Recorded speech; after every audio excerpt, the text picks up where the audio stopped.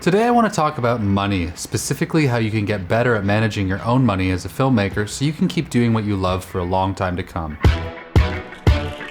As filmmakers, we rely on our creativity to pay the rent, and in my experience, there is nothing worse for your creative output than being flat broke. Because let's face it, the point of this job isn't to get rich, but money can buy you the creative freedom you need to do your best work. If you're totally broke, you won't be able to invest in passion projects, you definitely won't be able to afford new gear, and the more stressed you are about next month's bills, the less likely it is that you'll come up with your next great idea. And more often than not, being in good financial health is as much about how you manage your money as it is about how much money you make. So in this video, I'm going to share 5 of the personal finance principles that I live by that have helped me not only stay in this crazy career for over 10 years, but actually create a stable business that can support my life. The last one in particular I only started about 2 years ago, and it saved me almost $20,000 since then. So this is stuff that actually works for me. They're not just random ideas I pulled off the internet. I know it's more fun to talk about actual filmmaking, but if you can dial in your personal finances, the creative part is going to flow so much easier, trust me. So let's get into it. Hey guys, welcome back, and if you're new here, my name is Luke Forsyth, and on this channel I teach the skills I've learned over 10 years working as a documentary filmmaker and photographer. If you're into that kind of thing, make sure to hit that subscribe button because there's new videos coming every week. Okay, before we really dive into this, I just need to say that I'm obviously not a professional financial advisor and that everything I'm going to say in this video is just based on things that have worked for me. If it worked for me, I think it can probably work for you too, but do your own research and make sure it makes sense before you start doing anything. Alright, disclaimer over. When I was first starting to get interested in traveling the world, I made every financial mistake you can think of.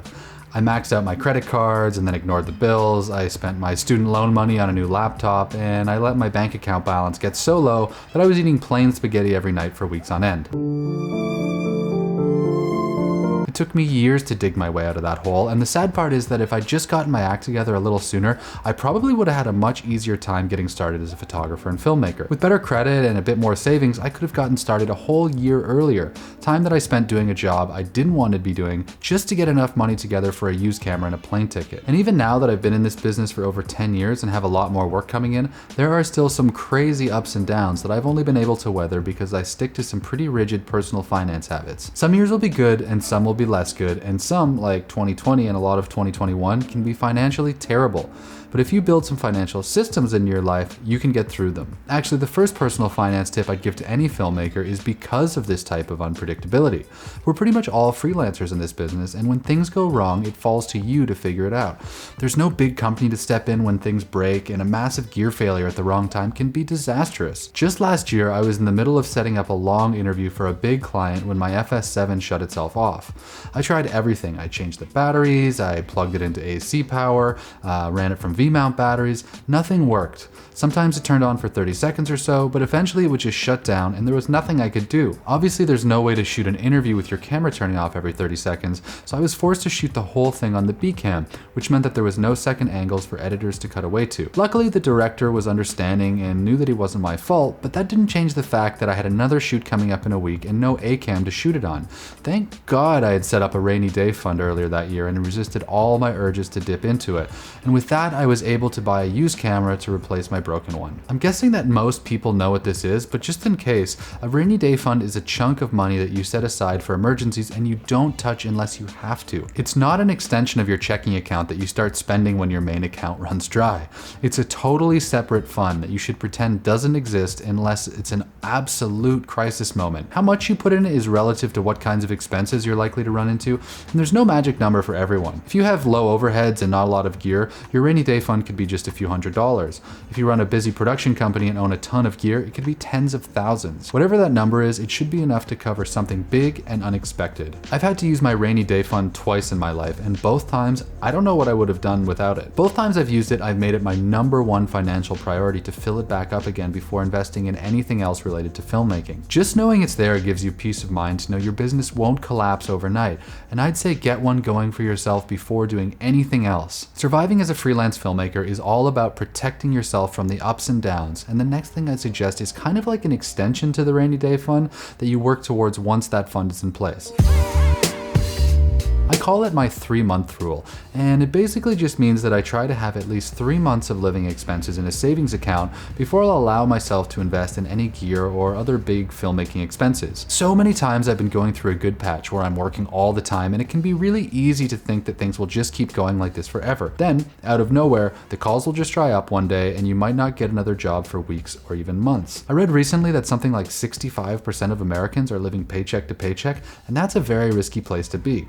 But as freelancers, we don't even have the luxury of a regular paycheck, so it's all going to be on you to make sure you can pay your bills even when the phone isn't ringing. With 3 months of living expenses, you don't have to panic when a dry spell hits, and you might actually be able to enjoy the downtime. I know banking up that kind of money is easier said than done, but the key is to make it a priority that you work towards, which means you don't buy that prime lens or motion control slider off Facebook Marketplace every time you have a little bit of extra cash. Get your 3-month safety net in place and you're going to be able to get through the bad times and stay in the game, which is the only real way to have a successful career at the end of the day. But how can you possibly save up for both a rainy day fund and have 3 months of living expenses in the bank when you're just starting out in your career and the jobs aren't paying so well? There's only one way that I know of, and my third tip for you is a pretty simple one. You have to lower your overheads.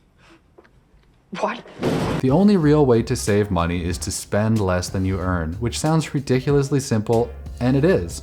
The best way to get to that point faster is to spend less. There are so many ways to lower your overheads that you're gonna have to decide for yourself where you can trim the fat. When I was just starting out, I realized that it was gonna be really hard to live in downtown Toronto as an aspiring photojournalist, so I moved to Phnom Penh, Cambodia, where the living expenses were much, much lower. Now, that's a pretty extreme decision for most people, I know, but it did work, and moving can be a good option. Or maybe you're happy where you are and don't want to leave the country, and I totally get that. But maybe you can find a cheaper apartment, or move to a less expensive neighborhood, or move in with roommates. Or maybe your rent is already as low as you can get it in your city. There are a lot of other ways to save. Take the bus or ride your bike instead of driving while gas is really expensive. Cook more and eat out less.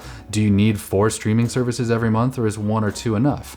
Go through your iPhone subscriptions and cancel the memberships to those horoscope apps you forgot you signed up for, or that magazine you never read anyways. I don't know you and I don't know your life, and only you can know for sure where you can cut back. For me, when COVID started and work dried up, I ended up downgrading my Adobe plan, giving up a secondary website I didn't use that much, canceling a membership to a meal prep service, and a bunch of other things that were nice but not necessary. I didn't love doing it, but between all these different things, I think I cut out probably an extra $200 a month, and that's real money. And even though things are better now, the interesting part is that I haven't started any of those things back up again. They were just bloated side effects of lifestyle creep that I thought were important, but didn't actually end up missing all that much. It might take a while, but you can slowly work down the amount of money you need to live every month. You're going to be able to get by with fewer jobs, build up that rainy day fund faster, and get your 3-month safety net quicker, and then be ready to move on to the next step of the personal finance plan. Okay, so you've got your rainy day fund in place, you've cut back your overheads to only the things that really make an impact in your life, and you're feeling safe with 3 months of living expenses in the bank. The next step is to start thinking about investing any extra money you have so that you can build wealth over a long period of time. Like I said, if you're interested in a career in documentary filmmaking, you're probably going to be a freelancer, which means no pension and no matching 401k payments that most people in more traditional careers might enjoy. And while saving money is great, once you have more than a few months of expenses in the bank, keeping your money in cash is actually going to lose you money in the long run. Again, I'm not a financial advisor here, and do your own research, but typically cash doesn't keep pace with inflation in the long term, so the money you save today is actually going to be worth less next year because everything you buy will cost more. Savings accounts, even the ones called high interest, don't usually keep up with the pace of inflation, so hoarding all your savings in cash is not the best way to save for the long term. And when I say long term, I'm not talking about next year when you need a new drone, or even 3 years when you might need to upgrade your current camera. I'm talking about 30 or 40 years from now when you're ready to slow down a bit. One of the best things about being a filmmaker is that you really never need to retire. You can keep making documentaries for as long as you're still interested in the world, and no one's going to tell you it's time to move on like they would at a law firm or doctor's office. You can stay in this game for a very long time, but most people are going to reach a point where they want to slow down a little bit, when you don't really want to be on the road for 200 days a year and would like to spend a bit more time at home. For that, you're going to need money, and the best way that I know of to turn your money into more money is by investing it. And when I say investing, I don't mean buying and selling stocks or trying to time the market for the next surge in Bitcoin. I'm talking about putting your money behind businesses that you think are going to succeed in the long run and then not touching it for decades. I don't want to go too deep into the nitty-gritty of how to invest because there are a lot of other YouTubers who can break down your options better than I can. Personally, I invest in ETFs, which are funds with low management fees that track the overall health of different markets. I own some that track the US market, some for Canada, some for international and emerging markets, and one that just tracks the top tech companies exclusively. With this strategy, you're basically just investing in the world economy in general and making the assumption that in the long term, the world is going to be a richer place than it is now. This stuff took me a long time to wrap my head around, but one book in particular called The Little Book of Common Sense Investing by John Bogle made the most sense to me. It's an easy read and you don't need to be an economics student to understand it, and for me it just seemed like the right strategy. I'll link to it in the description if you're interested. But the key to this whole investing thing is the same as the key to a successful filmmaking career. Be in it for the long haul. You make money this way by investing early and waiting 30 years, not by pulling your money out every 2 to 3 years for a new Red camera. I really wish I'd started this earlier, but as they say, the best time to plant a tree is yesterday, and the second best time is right now. The last thing I want to talk about today took me an embarrassingly long time to actually do, and I only set this up 2 years ago, even though I've been doing this job for over a decade, and that's to formally register your business. I did this in Canada, and I'm not really sure how it works everywhere else, but registering yourself as the sole proprietor of a freelance production business opens up all sorts of tax options that can save you a ton of cash. I'm not even talking about incorporating a business, which can be expensive. Just applying for a business license and registering the name is enough in Canada at least, and I'm pretty sure a lot of other places too. I think all the fees combined cost about $70, and the forms took less than an hour to fill out online, so it's not exactly a huge investment. Having a registered business name means that you can now harness the full potential of tax write-offs, which has saved me almost $20,000 since I started doing it. Now when I buy a new piece of gear or go for a working lunch or fill up a tank of gas while out on a shoot, I take a picture of the receipt and log it in a document using the app Expensify. As long as that expense is legitimately related to video production, it's a write-off. And that just basically means that when the government is calculating how much tax I owe every year, they deduct a percentage of those expenses from my taxable income, and the overall amount I owe is much less. Google how the write-off system works wherever you are, but by simply registering my business and starting to take my write-off seriously, I've saved enough money to buy a new FX9 in just 2 years. It's worth the effort, I promise. All right, there we go. Those are the 5 personal finance habits I stick to as a freelance documentary filmmaker. If you have any other tips or tricks for me, let me know in the comments, because I'm always looking to level up my knowledge when it comes to this stuff. Hope you learned something from that, and if you did, think about subscribing or hitting the like button so I know what's working for future videos. And if you like that one, you might like this one I made about how documentary filmmakers can make money. See ya.